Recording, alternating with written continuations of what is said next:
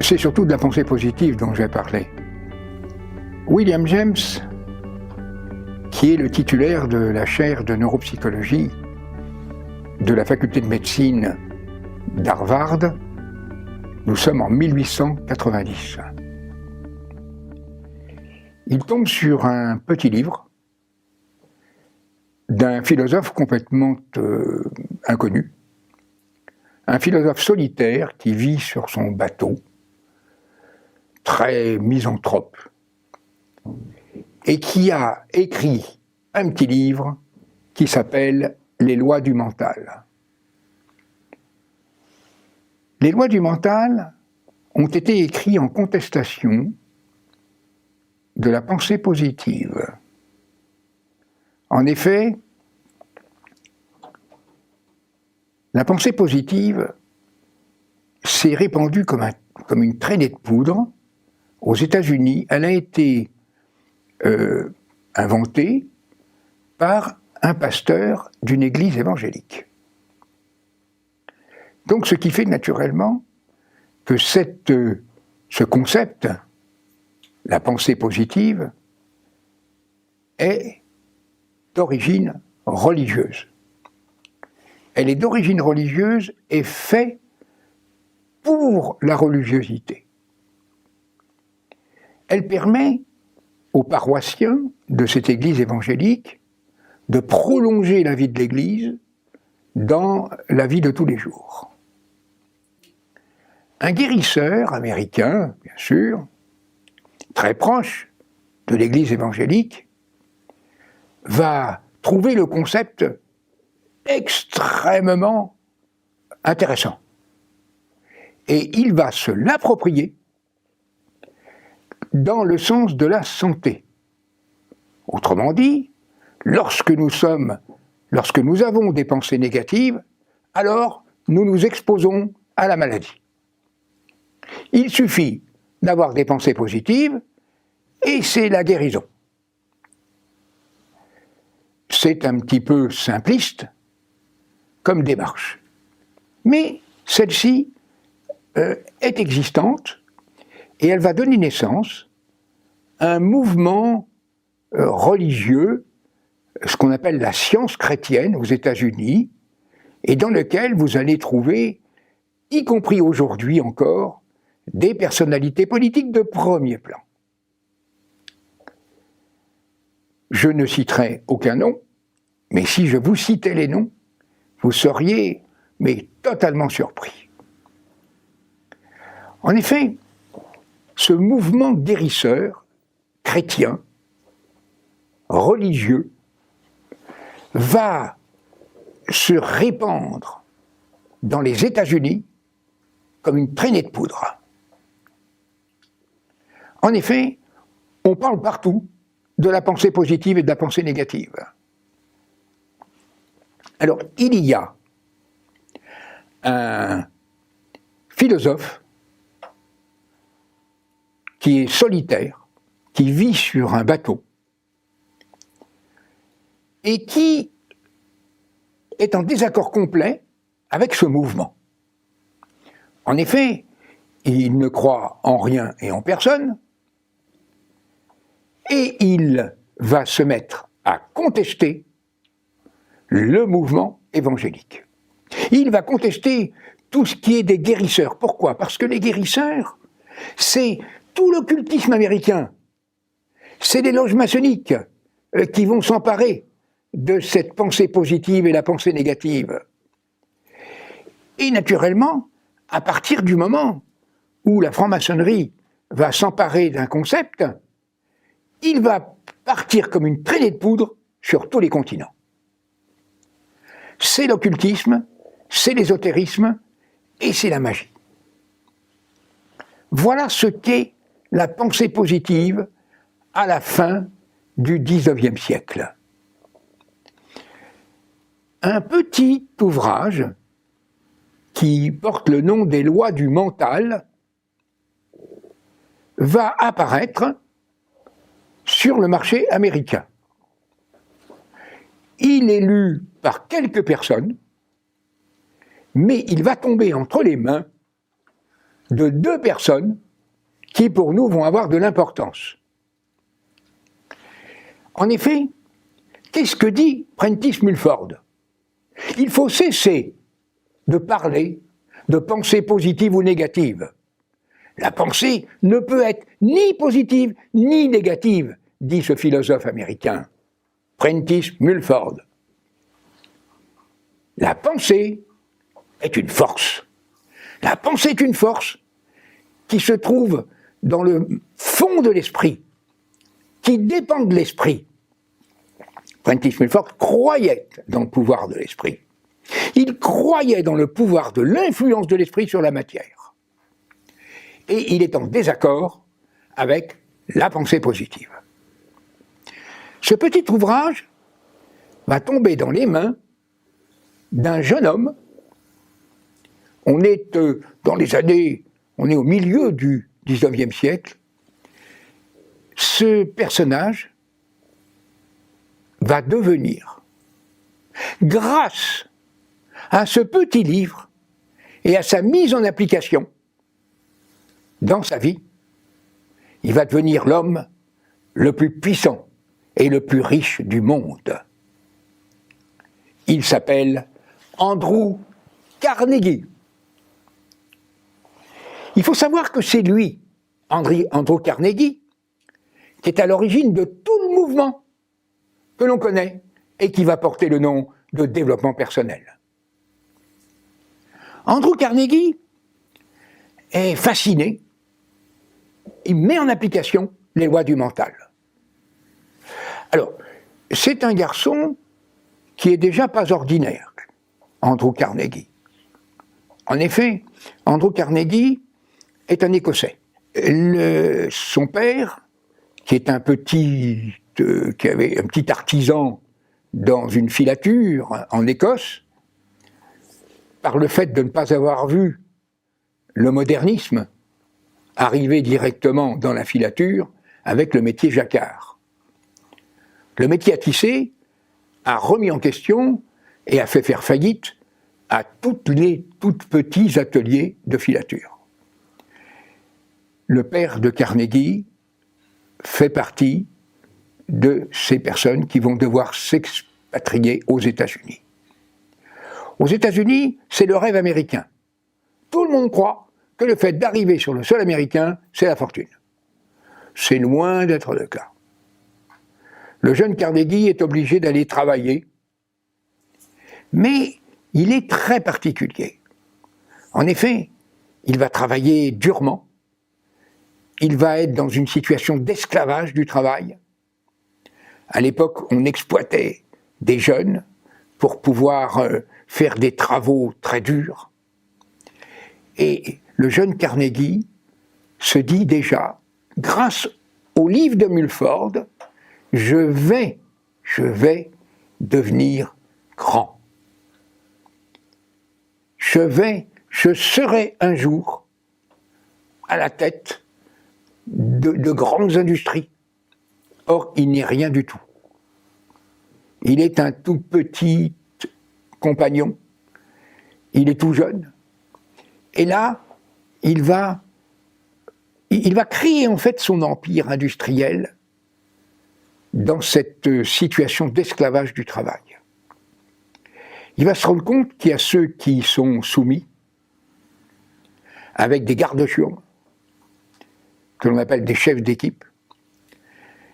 Il se rend compte aussi qu'il y a ceux qui vont se révolter, et il y a ceux qui vont imaginer un avenir meilleur. Pour se protéger de ce monde de l'esclavage du travail, Andrew Carnegie fait partie de cette troisième catégorie d'individus. Il va utiliser le pouvoir de l'imagination. Il va se rendre compte qu'il y a une dimension subconsciente et que ce subconscient permet de faire passer tout ce qui concerne l'esprit dans la matière. Monsieur Carnegie, en effet, va grandir. il va emmener avec lui tous ses petits compagnons de misère. Et le jeune Carnegie va progressivement grandir en appliquant les lois du mental de Prentice Mulford. En effet, d'abord, il rêve. Il rêve et il s'aperçoit que le rêve est créateur. Il rêve qu'un jour, il construira les boulons qui servent à visser les voies de chemin de fer. Il servira, il met en application les lois du mental. Eh bien, si ce n'est pas une synchronicité, il va rencontrer un jour une personne, il est chargé de s'occuper du ravitaillement du matériel, et il est tout jeune, attention, il est tout jeune, et il va rencontrer celui qui fabrique des boulons pour les voies de chemin de fer. Et il va l'engager. Puis, il va devenir son associé. Mais la soif de réussite de Andrew Carnegie, car il s'est rendu compte d'une chose, c'est que la soif de réussir devait accompagner aussi une richesse du cœur. Il va déjà découvrir que pour être riche, il faut être riche en esprit. Il faut être riche de cœur. Il faut avoir le cœur à la portée des autres. Et il faut aussi penser que ces deux richesses-là seules sont absolument insuffisantes pour permettre à l'homme de s'épanouir et de réussir. C'est la richesse matérielle. Mais pour Carnegie, les trois doivent toujours être présents dans toute expérience. Alors Carnegie va, en effet, grandir. Son rêve ne s'arrête pas au boulon. Il rêve de construire des rails. Il va rencontrer, sur sa route, une personne qui va lui proposer de s'associer avec lui. Il a une société, une fabrique de rails. Il dit, oui, mais il faut des trains pour rouler sur les rails. Alors il rêve. Un jour, je vais construire des trains. Je construirai des locomotives, je construirai des wagons. Le rêve est devenu une réalité. Encore une fois, par des rencontres tout à fait fortuites, inespérées, mais préparées dans l'invisible par Carnegie, il va vouloir aller encore beaucoup plus loin. Il va vouloir être à la tête de toute la métallurgie des États-Unis. Et il va à ce moment-là rencontrer encore une fois des personnalités qui vont lui proposer de s'associer avec eux. Et il va s'associer avec eux. Et il aura des hauts fourneaux. Il aura toute l'industrie métallurgique. Seulement voilà, c'est un homme de cœur. Il rencontrera Napoléon Hill, fortuitement. Alors, qui est dans une merveilleuse synchronicité? Carnegie, qui va rencontrer un jeune journaliste absolument inconnu? Ou ce jeune journaliste, Napoléon Hill, va rencontrer l'homme le plus puissant et le plus riche de la Terre? Nous sommes en 1908. Carnegie est à la tête d'une fortune de 600 millions de dollars. Il va rencontrer le jeune Napoléon Hill, et c'est une rencontre synchronistique pour les deux. En effet, Carnegie rêve de faire partager à tous ceux qui seront dans le besoin, à tous ceux qui le mériteront, tous ceux qui vont croire dans le pouvoir de l'esprit, eh bien, il est disposé à mettre son immense fortune à disposition du monde. Il tiendra parole, en effet, puisqu'il dira à Il, vous savez, Il, un homme riche, qui est né pauvre, et qui doit tout ce qu'il a et tout ce qu'il a fait à toutes les personnes qu'il a rencontrées. Il n'est pas propriétaire de son argent. Il doit donner jusqu'au dernier cent, car si cet homme immensément riche emmène avec lui sa richesse là où il va, dont on n'a pas besoin, c'est l'homme le plus pauvre entre les pauvres. Voyez-vous, dit-il à Napoléon Hill, j'ai besoin de quelqu'un comme vous. En effet, ce n'est pas une rencontre anodine. Il va se rendre compte qu'il a besoin de construire toute une philosophie du succès et de la réussite. Mais Carnegie n'est pas en mesure de le faire. Alors que ce jeune journaliste-là, qui a l'air de vivre les paroles de Carnegie, Carnegie va dire à Napoléon Hill, voyez-vous, je vais vous confier le secret de la réussite de quelqu'un qui est parti du bas de l'échelle sociale et qui est aujourd'hui au plus haut niveau, où même le président des États-Unis pourrait s'arrêter et saluer cette personnalité. Mais voyez-vous, un homme comme moi a compris très vite qu'il n'était rien sans les autres. Que le dirigeant, le fondateur, puisque je porte un surnom, l'empereur de l'acier,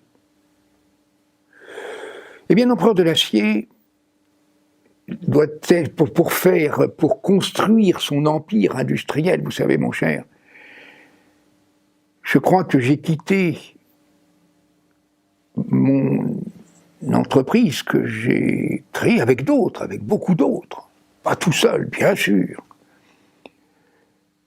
J'avais 130 000 personnes. Et sachez que tous les salariés, que les ouvriers, que les cadres étaient tous sans exception logés par le groupe Carnegie. Il y avait des villes entières où j'avais mis à disposition tout ce dont on a besoin pour vivre. D'abord, en premier, des écoles, des hôpitaux, des centres de loisirs, des centres de sport et surtout des bibliothèques pour que chaque personne puisse s'enrichir de connaissances.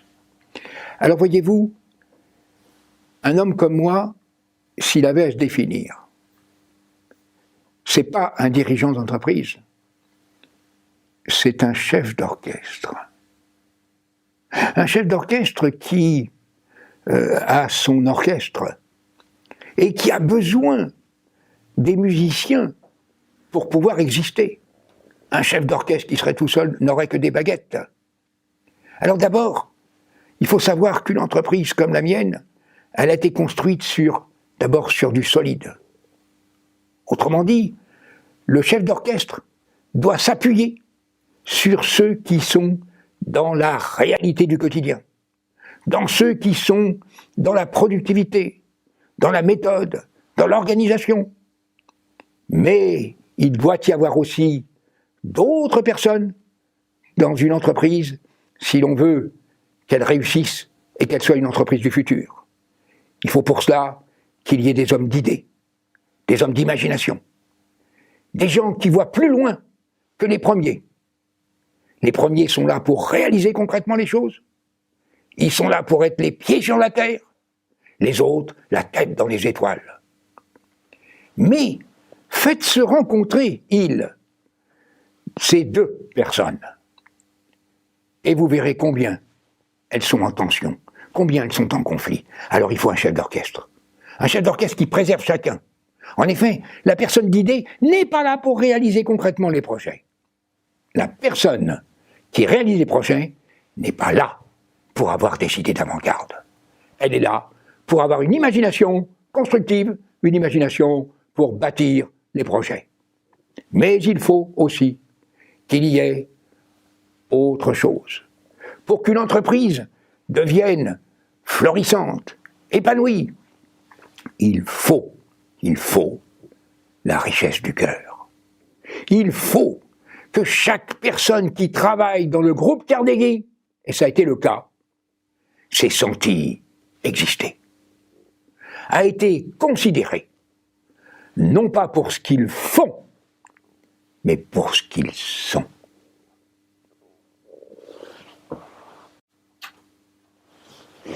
Et c'est ainsi qu'il va découvrir le pouvoir de l'esprit auquel il rêve. En effet, Napoléon Hill, il est né pauvre, mais très pauvre, beaucoup plus pauvre que Carnegie. En effet, son père est trappeur dans les montagnes de Virginie. Ils vivent du commerce de la fourrure.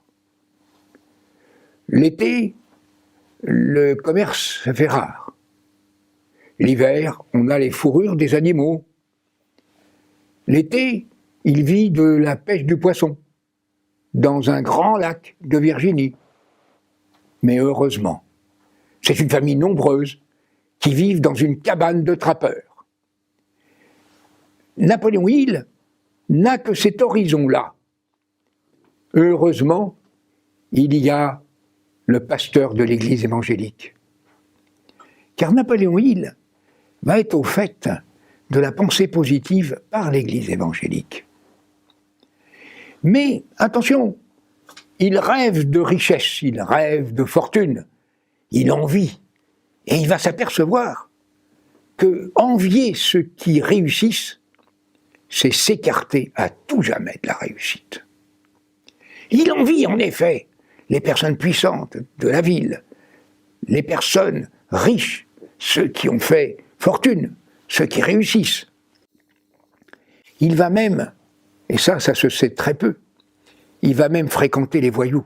Et comme son père a une arme, un jour, il va vouloir devenir riche et il va envisager avec 3 ou 4 de ses garnements de la ville, il va envisager de dévaliser une banque. Heureusement, le pasteur de l'Église évangélique est là. Et ça va permettre à Napoléon Hill d'être remis quand même sur un chemin un peu plus droit. Le pasteur va négocier avec la banque en disant qu'il peut se porter garant de l'enfant, qu'il en connaît les parents. Alors malheureusement, Napoléon Hill vient de perdre sa maman. C'est un drame pour lui. Sa maman était très aimante. Elle était d'origine sicilienne, le père américain, le nom de Hill, et la mère est d'origine sicilienne, ce qui explique le prénom Napoléon. Voilà. La maman décède, laisse tous les enfants seuls. Le pasteur envisage, là Napoléon Hill a grandi, il est devenu un garnement, un voyou. Je ne suis pas sûr que beaucoup de monde le sait, cela. C'était un petit voyou. Il dévalisait des gens dans les rues. L'été, il dévalisait les touristes, avec, naturellement, un petit groupe de garnement. Alors le pasteur va convoquer M. Hill, en lui disant, écoutez, Hill, il faut vous remarier, mon cher. Ah bah oui, mais vous savez, moi je ne sors pas beaucoup. Mais attendez, vous êtes un paroissien de mon église. Bien sûr, monsieur le pasteur. Alors j'ai quelqu'un à vous présenter. J'ai quelqu'un à qui vous plaisez beaucoup. Et il va lui présenter la deuxième maman de Hill. Oh, ça s'est pas passé comme ça. Hill a présenté à cette jeune femme, qui était naturellement très, très religieuse, mais qui avait une grandeur d'âme, qui a fait de ce petit garnement le il que l'on connaît aujourd'hui. Et donc, le père va présenter les enfants, et puis on arrive au tour de Napoléon. Je te présente le plus voyou de toute la ville, là. Je te présente un vrai bandit, celui qui finira sa vie en prison, un délinquant. Et la jeune femme dit, approche. Non, il n'approche pas. Tu sais, je crois que tu te trompes sur lui. Il a une merveilleuse intelligence. Et il a une grandeur d'âme. Là, ça ne se voit pas beaucoup. Ah non, mais il y en a qui voient et qui ne voient pas. Alors, il reste à distance de cette jeune femme. Mais elle lui dit, est-ce que tu voudrais apprendre à écrire? Tu rêves de devenir journaliste. Ouais. Alors, il faut savoir que le fait qu'il soit paroissien de l'église évangélique, les études étaient payées par la paroisse. Autrement dit, il a fait des études. Il va aller jusqu'à l'équivalent du baccalauréat, il ira ensuite à l'université. Et c'est payé par l'église évangélique. Et donc, là, il est très distant. Mais c'est vrai qu'il a un rêve. D'abord, il a un rêve de grandeur. Il a un rêve de puissance. Il a un rêve de fortune. Il rêve de devenir immensément riche, très puissant, pour dominer la ville où il sera. Et puis, ah oui, journaliste, tiens, il aimerait bien. C'est elle qui lui dit, mais tu sais que tu pourrais être journaliste, c'est comme ça. Oui. Il dit, mais je ne sais pas écrire. Eh bien, viens, je vais t'apprendre. Et elle va, parce que c'est l'institutrice, c'est la maîtresse d'école. Et elle va lui dire, viens, Napoléon, je vais t'apprendre à écrire. Et quand il a su bien écrire, alors il est devenu très raisonnable. D'ailleurs, il était dans l'écriture, c'est pour ça qu'il a une si belle écriture. Et le pasteur évangélique va lui dire, Napoléon, tu pourrais, tu sais, être journaliste. Oh, il dit, j'aimerais bien, monsieur le pasteur. Eh bien, écoute, j'ai parlé de toi à celui qui est à la tête du journal local, et il est prêt à te confier un petit rôle de journaliste, si tu le veux, pourquoi pas, pendant les vacances. Alors c'est formidable, parce que là, il va le prendre. Et il va tout d'un coup se faire distinguer. Il a une plume remarquable. Et alors, en même temps, elle va lui donner une éducation religieuse beaucoup plus approfondie, et elle va lui faire comprendre que sa vie, il en est l'artisan. Car la citation de Napoléon Hill à propos que nous sommes les artisans de notre destin, ce n'est pas de lui, c'est de cette jeune femme. Et la plupart des citations les plus belles de Napoléon Hill, celle-là où nous sommes créateurs de notre vie, nous sommes les artisans de notre vie, nous sommes les artisans de notre destin, nous créons tout ce qui est notre vie. Il va l'apprendre par cette jeune femme. Le pasteur, alors il va faire des études, il brillera pas. Il rêve de grandeur, hein. Il rêve de puissance, il rêve de richesse, il rêve de fortune, il rêve de devenir quelqu'un. C'est tout à fait normal, il rêve de devenir quelqu'un. Il a besoin d'exister. Or là où il est, dans cette cabane de trappeur, il n'existe pas. Il comprend que son père n'a jamais cherché à être autre chose qu'un simple trappeur. C'est ce que lui fait comprendre cette femme qui partage la vie du trappeur. Alors, le pasteur convoque Napoléon. Il vient d'avoir son diplôme, il a un petit diplôme de journalisme, et le pasteur lui dit « Je connais très bien le pasteur de Boston. je vais te faire un mot de recommandation pour lui. Tu vas aller le voir de ma part. Et tu vas lui dire que tu veux devenir journaliste. Et il connaît le gouverneur du Massachusetts. Oui, oui, oui. Qui est à la tête d'un des plus grands groupes de presse. Tu connais le Bob Tyler Magazine? Ah, oui. Oh, c'est la plus grande revue américaine. Est-ce que tu t'y verrais? Oh, je m'y verrais bien. Aller interviewer des super riches, aller interviewer des capitaines d'industrie. Mais c'est mon rêve, monsieur le pasteur. Alors, il se rend à Boston. Le pasteur lui donne de l'argent pour qu'il puisse aller à Boston. Il rencontre le pasteur de Boston, qui l'amène dans le groupe de presse de ce gouverneur du Massachusetts. Et là, on va lui dire, ben écoutez, qu'est-ce que vous voulez faire si... Alors, il est pigiste, hein. C'est un... Bien sûr qu'il est... On pourrait dire qu'il a comment dirais-je... Il a un contrat à durée limitée.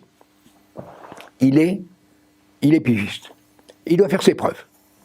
S'il fait ses preuves, on verra. Alors à ce moment-là, peut-être qu'on lui donnera un rôle de journaliste, de reporter. Mais, en attendant, il faut qu'il fasse ses preuves. Alors pour faire ses preuves, on va l'envoyer au feu. Il a envie de rencontrer des personnes qui ont réussi. Et il lui dit, ben ça tombe bien. Le gouverneur fait un mot de recommandation pour rencontrer l'homme le plus puissant et le plus riche du monde. C'est Carnegie. Voilà. Et c'est Carnegie qui va rencontrer ce jeune garçon, qui va lui confier son secret de sa réussite, et qui va lui dire, vous savez, la richesse, elle est d'abord la richesse de l'esprit. Car si la richesse de l'esprit n'est pas présente, si seule la richesse matérielle fait partie de la vie, fait partie des motivations d'une personne, cette personne est pauvre. Ce n'est pas parce qu'elle accumule des dollars qu'elle va théoriser, qu'elle va être propriétaire d'actions et qu'elle va acheter et revendre que cet homme est riche. Cet homme est pauvre. Non, il faut, voyez-vous, la richesse de l'esprit et surtout la richesse de cœur. Car voyez-vous, si on n'a pas le cœur à la portée des autres, alors on ne peut pas parler de réussite. Et puis il lui dit, bon, cessons de parler. Si je vous demandais de me faire un travail pour moi, c'est-à-dire de me construire une philosophie du succès et de la réussite, vous me répondriez quoi? Je vous apporte tous les éléments pour le faire, et j'attends de vous que vous le rédigiez. Vous me répondez quoi? Il vous faudra 20 ans pour arriver à rédiger ce document. Et il dit, c'est oui. Il avait mis 37 secondes, et il lui a dit 1 seconde de plus, et ce n'était pas vous que j'attendais. Voyez-vous, jeune homme, celui qui n'est pas capable de prendre une décision dans l'instant, lorsqu'il est en possession de toutes les informations, alors celui-là ne mérite pas de réussir. Alors il va lui dire, je vous propose de passer le week-end entier avec moi dans ma propriété. Et c'est ainsi que Napoléon Hill va se trouver en face de l'homme le plus puissant et le plus riche du monde. Il va lui faire des mots de recommandation pour aller rencontrer des personnes qui ont fait fortune, qui se sont enrichies, qui ont réussi. Et il faut savoir que il va rencontrer, tenez-vous bien, grâce à Carnegie, 550 personnes. Et Napoléon Hill, qui est un petit malin, et qui rêve de puissance, il rêve de richesse, il va trahir. C'est très difficile à dire, je ne peux pas être affirmatif. Est-ce que c'est l'intention qu'il a eue? Non. Il va se servir des personnes qu'il va rencontrer, il va créer un cabinet de consultants, et il va s'enrichir. Et il va s'enrichir à tel point qu'il va devenir, mais immensément riche. Seulement voilà. Carnegie décède en 1919. C'est après la mort de Carnegie qu'il va s'enrichir de façon éhonteuse. Rien n'est trop beau pour le jeune Hill. Chauffeur, jardinier. Il achète content la plus belle propriété au-dessus de New York. Il a personnel de maison. Il a une propriété magnifique. Il organise des garden parties à longueur de temps. Il dépense un argent fou. Pour vous dire, il a une Rolls, plus 2 ou 3 grosses voitures américaines. Il considère que si on n'a pas une Rolls, alors ça ne vaut pas la peine de vivre.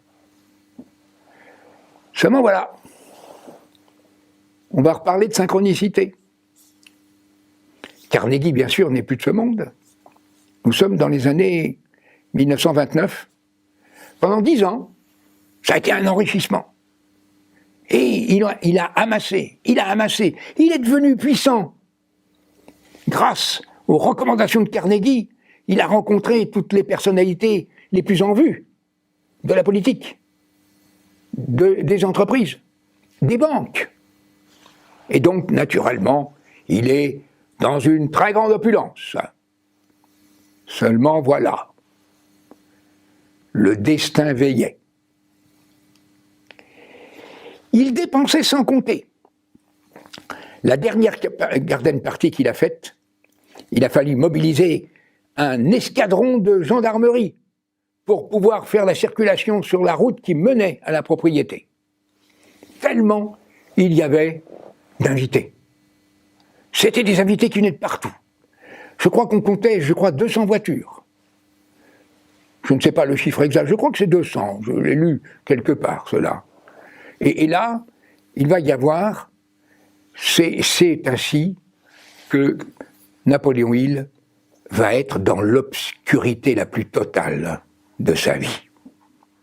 En effet, il amasse de l'argent, il place de l'argent en banque. En une nuit, il perdra tout. Nous sommes en 1929, c'est la crise financière. Il ne l'a pas vu venir. Et en une nuit, tous ses acquis, tout son argent, toute son épargne, il a été ruiné. Il n'avait plus rien du tout.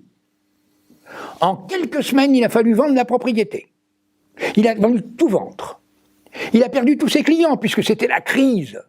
Donc il n'y avait plus du tout de chefs d'entreprise ou de politiques qui venaient, parce qu'il était naturellement le successeur de Carnegie. Et là, il va redevenir très pauvre. Il n'a plus rien. Il n'a plus de logement. Sa famille l'a quitté. Mais ça faisait déjà un petit bout de temps, parce qu'il était irascible, il était coléreux, il était vindicatif, il était orgueilleux, mais d'un orgueil démesuré. On retrouvait le garnement qu'il était quand il avait entre 8 et 12 ans. Et donc là, ce que je vous dis là, je le tiens de Napoléon Hill lui-même. Il s'est retrouvé sans rien, dans une chambre de bonne. Il s'est retrouvé sur un trottoir. Il n'avait même plus d'argent pour pouvoir prendre un métro. Il faut dire que c'était la crise générale. Hein. Et donc, Napoléon Hill s'est assis, raconte-t-il, sur un trottoir. Et là, il s'est mis à sangloter comme un enfant. Et d'un seul coup, il dira, je ne sais pas si j'ai rêvé ou si c'est la réalité. J'ai vu Carnegie devant moi. Un Carnegie triste. Un Carnegie qui a dit, voyez où vous en êtes rendu. Et là, il dit, pardon, monsieur Carnegie. Oh non, dit Carnegie, c'est une belle leçon. Ainsi, vous reconstruirez votre avenir, mais sur des bases nouvelles.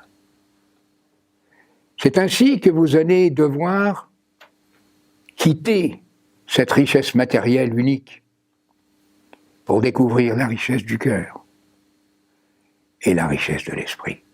Il a pensé à ça à ce moment-là. Et là, il a dit, j'ai eu une pensée qui m'a traversé l'esprit. Comment je peux venir en aide à tous ceux qui, comme moi, ont commis tellement d'erreurs dans leur passé. Comment puis-je être utile aux autres? Et là, il dit, je suis rentré dans une église et j'ai prié. Depuis que j'avais rencontré Carnegie, je n'avais plus jamais remis les pieds dans une église. J'ai prié, j'ai pleuré, j'ai prié, j'ai pleuré, j'ai prié, j'ai pleuré, j'ai prié, j'ai pleuré. Et j'ai eu une idée à ce moment-là qui m'a traversé l'esprit. Et c'est là où j'ai compris ce que me disait Carnegie. Un jour vous comprendrez, toute fortune, toute réussite, toute abondance, toute prospérité commence toujours par une idée. Et cette idée, je venais de l'avoir. Alors, j'avais une chose, Carnegie m'avait donné dans son testament, avant de quitter ce monde, il m'avait donné la possibilité d'utiliser un local important, dans le Carnegie Hall qui lui appartenait. Une idée m'a traversé l'esprit. Et si je réunissais du monde dans le Carnegie Hall? Tiens, je vais faire une conférence. Je vais faire une conférence pour montrer ce qu'il faut éviter de faire. Pour montrer aussi que la réussite, elle ne se trouve pas comme ça. Que le monde, que la terre ou le ciel ne s'ouvrent pas et nous apporter toute l'abondance que nous demandons. La puissance, la gloire, tout cela c'est du surplus. Et donc il va commencer par faire une conférence. Et c'est un succès sans précédent. Cette conférence, d'abord il a commencé par 3 personnes, puis ensuite 10 personnes, puis ensuite 50 personnes, puis ensuite 100 personnes. Et chaque jeudi soir, de 17h à 21h, il donnait une conférence. À l'issue de la conférence, il a l'idée d'organiser des ateliers, formations. Et c'est ainsi qu'il commence à avoir un peu d'argent. Et puis, il va s'apercevoir qu'au cours de cette conférence, un jour, il y a à peu près 100 personnes en face de lui, et il va raconter comment Carnegie lui a confié le secret du cerveau collectif. Et là, il y a un grand chef d'entreprise qui vient le prouver, qui lui dit « En effet, vous avez été recommandé par M. Carnegie. Je m'appelle Henry Ford. Je suis prêt, jeune homme, à vous prendre avec moi, à vous prendre à mes côtés, parce que j'ai connu le grand Carnegie. Et le secret qu'il vous a confié, monsieur, c'est le secret que je veux apprendre. » Et c'est ainsi que Napoléon Hill va rentrer chez Ford. Et il va rester 6 mois aux côtés de Ford. Et il va à ce moment-là découvrir comment se font les grandes inventions dans l'automobile. Et il va naturellement rencontrer beaucoup de personnes, il va rencontrer des banquiers, et le voilà reparti, mais n'oubliant jamais d'où il vient. C'est-à-dire, tout ce qu'il a reçu, il devra le redonner. Voilà, Napoléon Hill est devenu le Napoléon Hill que vous connaissez aujourd'hui. Mais il est méconnu, car on en a fait une légende. On en a fait un Dieu vivant. On a fait croire que le fait que Napoléon Hill s'arrête auprès de quelqu'un pour que ce quelqu'un réussisse tout ce qu'il entreprend, c'est faux. C'est totalement faux. Il fallait que les personnes travaillent sur elles-mêmes, qu'elles peinent, comme il le dit d'ailleurs. Il fallait qu'elles souffrent aussi. Car c'est là où je pense qu'on va rejoindre Jung. Et c'est peut-être pas pour rien. Parce que n'oublions pas que 2 fois par an, et ça ne se sait absolument pas, 2 fois par an, Napoléon Hill quittait les États-Unis, se rendait en Suisse, rencontrait au printemps et en automne de chaque année, depuis 1950, Carl Gustav Jung. Et c'est pour ça qu'on trouve beaucoup de points communs entre la philosophie du succès de Napoléon Hill et les idées de Jung. C'est ainsi, par exemple, qu'il va comprendre ce qu'est la synchronicité, et que les choses n'arrivent jamais par hasard, et que ce n'est pas parce qu'on va se mettre à croire que les choses vont s'arranger que les choses s'arrangeront. Tous ceux qui ont fait croire après sa mort, il est mort en 1970, la dernière chose qu'il m'a dite, je vous le confie, c'est vraiment très personnel. Nous étions en septembre 1963. Comme tous les ans, il revenait voir Marie-Louise von Franz, qui était la plus proche collaboratrice de Jung, avec lequel, naturellement, il s'entretenait depuis 1950. En effet, Marie-Louise von Franz avait pris le relais de la fondation de Jung. Et il faut savoir que Marie-Louise, justement, il venait voir Marie-Louise von Franz.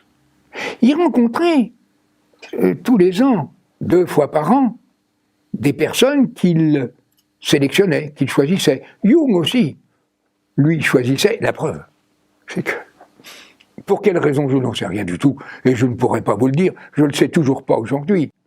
Pourquoi j'ai été choisi? Pour pouvoir rencontrer ce merveilleux homme. Cet homme qui avait à la fois une grandeur d'âme et une grandeur de cœur. Un homme qui n'était pas riche, qui ne voulait plus de cette richesse matérielle qui avait de l'aisance, mais surtout, pour plus jamais la quête d'une richesse matérielle. C'est ça qu'il m'a inculqué. Et pourtant, on a l'impression que ces livres, ils sont toujours axés sur l'argent. Et je n'ai pas manqué de le lui dire, car il était en contradiction avec ce qu'il disait. D'un côté, il disait que être fixé sur la richesse matérielle, c'est de sans arrêt demander à son esprit. Il croyait dans l'inconscient. Mais il avait une connaissance que Jung n'avait pas, ou qu'il avait peut-être, mais qu'il n'avait pas du tout laissée. Il croyait dans le subconscient. Il croyait dans le subconscient parce qu'il avait appris l'existence d'une capacité de notre esprit et notre cerveau